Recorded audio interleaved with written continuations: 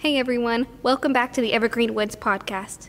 Today, we are so excited to have Professor Jules Prown, who is a retired professor of History of Art at Yale University.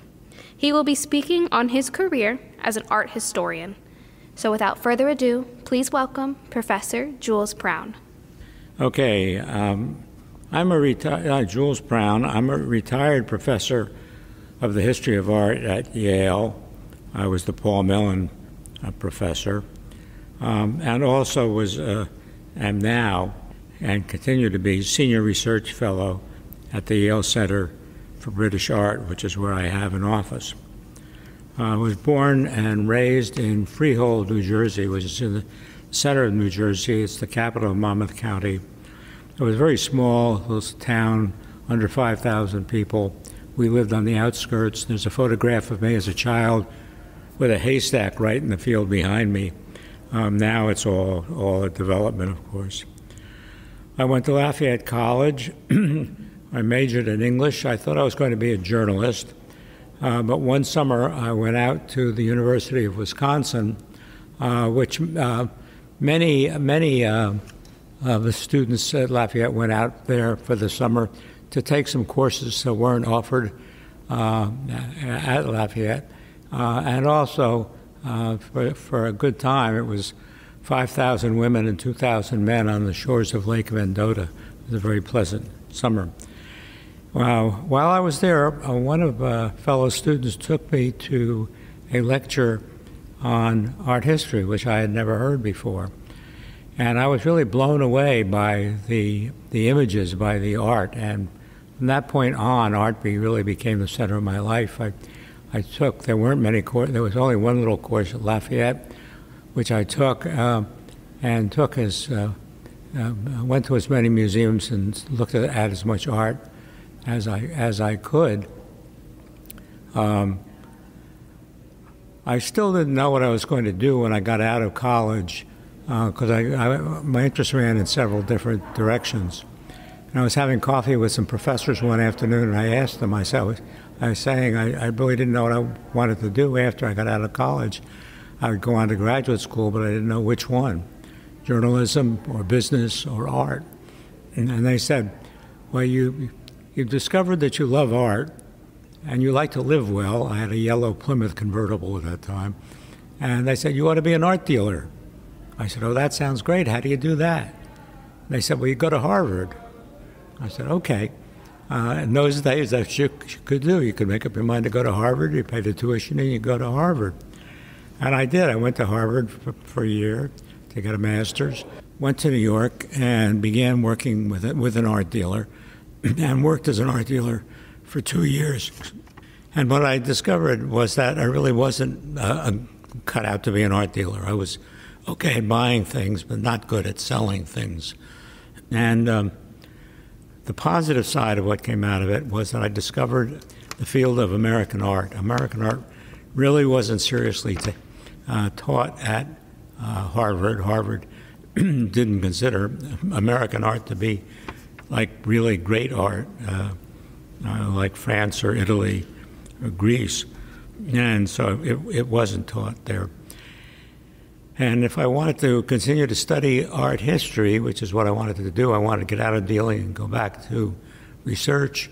There weren't any universities then at that time that had a research professor of American art heading up a program the way they're now. There are a number of them, especially here at Yale. But there was a program at Winter Tour.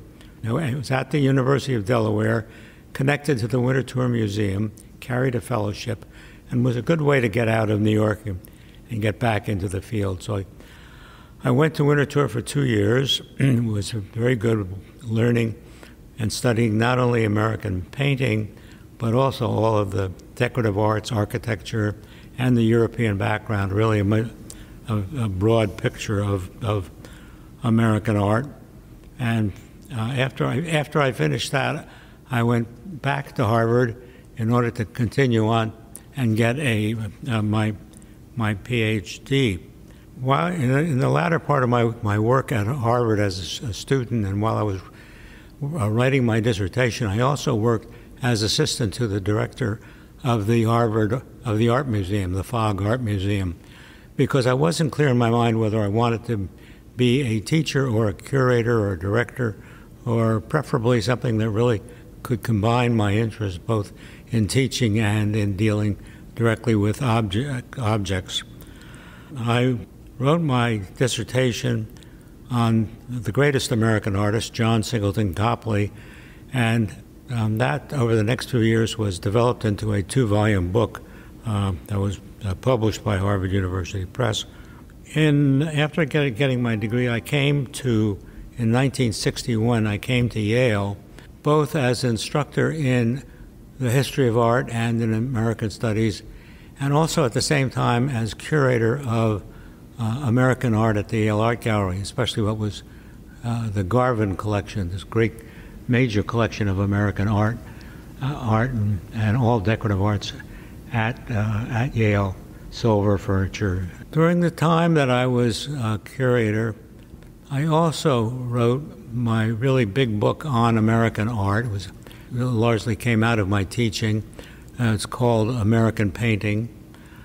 In 1968, after Paul Mellon gave his collection of British art to Yale, along with the funds to create a home for it, I was appointed director of what became the Yale Center for British Art by Kingman Brewster, the president of Yale.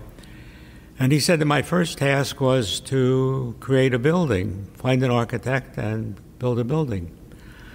What I was really concerned about in looking for a building to house the center were things that I had picked up from my work at Harvard, where particularly with the director of the Fogg Museum, as his assistant, we used to talk a lot about museums and what made good museums and not. And I was particularly concerned, first and foremost in a museum, about light. I had strong feelings about natural light being used to illuminate works of art directly. Paintings are really tough objects, and they've been lit by daylight for centuries. And in the 20th century, there was an aversion to daylight. They tended to like to use artificial light that they could control completely. I didn't like that. I liked natural light coming in, and I liked it coming into rooms, and not to large, undifferentiated spaces that could be cut up in all different ways, but into real rooms.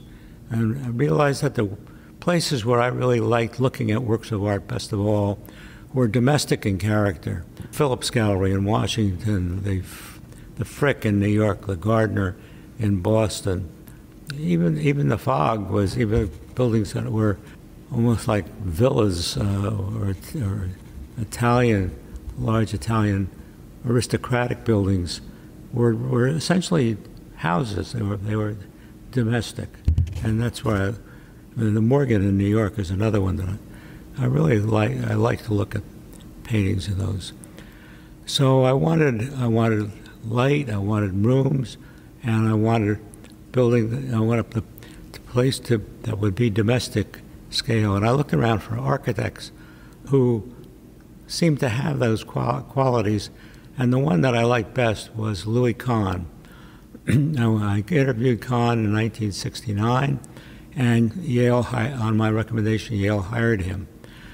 And Kahn went to work on the building, the Yale Center for British Art, right away.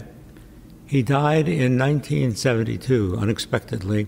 At that time, the building had only risen until up to the second floor.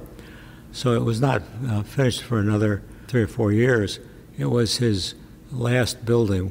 Once the building was completed in 1976, I stepped down as director and went back to full-time teaching, deciding that I really would rather be a teacher than a museum director. And that's what I did for the next almost 25 years. I finally retired at the end of 1999. I moved to an office, which is my current office, in the Yale Center for British Art, continuing on as professor emeritus, but as senior research fellow at the center. And during my early time at the center, I wrote on its early history and also the early history of the Paul Mellon Center in London, which were two institutions, both of which I had established as founding director. I also wrote a book on the architecture of the center, Kahn's design for it, and what we wanted and how it was built, and another large book that I co-edited that was on Louis Kahn in Conversation. That book, the Louis Kahn in Conversation, and my history of the Yale Center, and my earlier book big book on American art. Several of my books are at Evergreen Woods in the library. I just now have finished a small book on Kahn's final architectural philosophy as expressed in his final building, which is the Yale Center for British Art. That's a book that actually I'm reading the final design text right now, and it should be out within a year. And that's where I'm at now. Thank you.